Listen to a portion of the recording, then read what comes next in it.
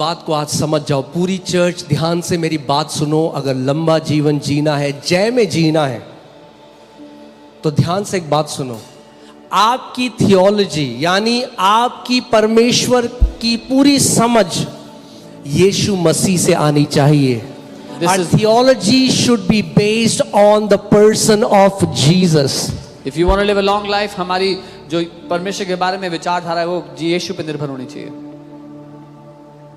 कईयों की थियोलॉजी मूसा से आती है, कईयों की एलाइजा से आती है। Many get their theology from Moses. अरे उन्हें नहीं पता था पिता कौन है। They did not know who the father is.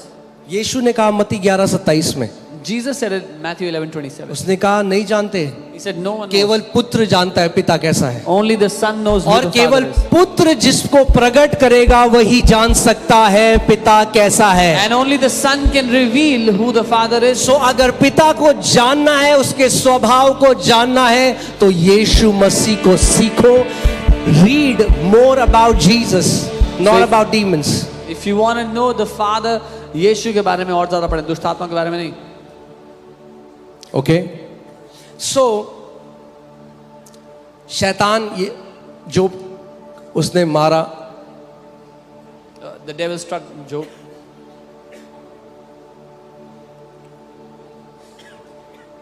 और अंत में बाद में जोब कहता है, all my fears have come upon me. In the end, Job says, मेरे सारे डर मुझ पे आ पड़े हैं।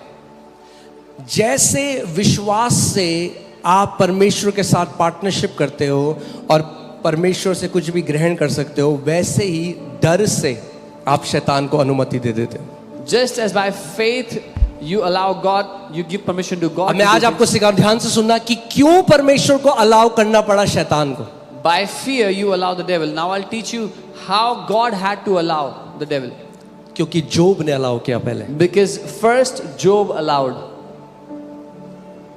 ओके, इसीलिए मैंने आपको उदाहरण दिया था। वो पिता बैठा है, The बच्चा कोई ले गया, The father was sitting, somebody kidnapped the child, वो कह रहा है गवर्नमेंट को, तुमने क्यों अलाउ किया मेरे बच्चे को। and he's telling the government, why did you allow my child to be kidnapped? Matthew 18:18 amplified version में लगाइए। मत्ती 18:18। ध्यान से इसको पढ़िए और आप इससे, मैं तुमसे सच सच कहता हूं, जो तुम पृथ्वी पर बांधोगे वो स्वर्ग में बंधेगा, और जो कुछ तुम पृथ्वी पर खोलोगे वो स्वर्ग में खुलेगा। I assure you and most solemnly say to you, whatever you bind, forbid, declare to improper or unlawful on earth shall have already been bound in heaven, and whatsoever you loose, permit, declare lawful on earth shall already be loose in heaven. Put CJB version, that's the Jewish Bible.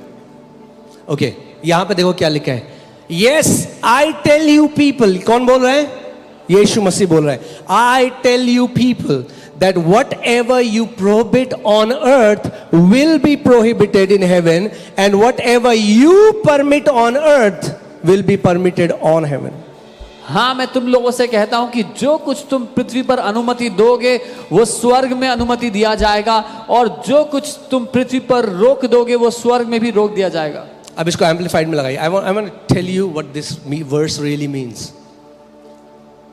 Actually में अगर आप इसको original में देखें तो उसमें ऐसा लिखा है, और सबसे पहले तो बाइंड का मतलब क्या होता है वहां पे देख सकते हैं। Bind means forbid, declare to be improper और अनलॉफुल। उसके लिए इनकार कर देना, ये घोषणा कर देना कि ये सही नहीं है, गैर कानूनी है। Okay, whatever you bind on earth shall have been bound in heaven. जो कुछ तुम पृथ्वी पर बांधते हो वह स्वर्ग में बांधा जा चुका होगा। ओके, अब ध्यान से सुनो। Heaven is the blueprint. स्वर्ग ब्लूप्रिंट है।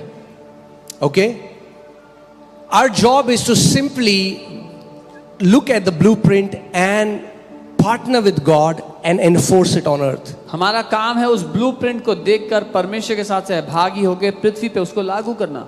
इसका सिंपल मतलब ये है, This simply means कि तुम पृथ्वी पे वो बांध सकते हो जो स्वर्ग में पहले से बंधा हुआ है। it simply means you can bind on earth that which is already bound in heaven.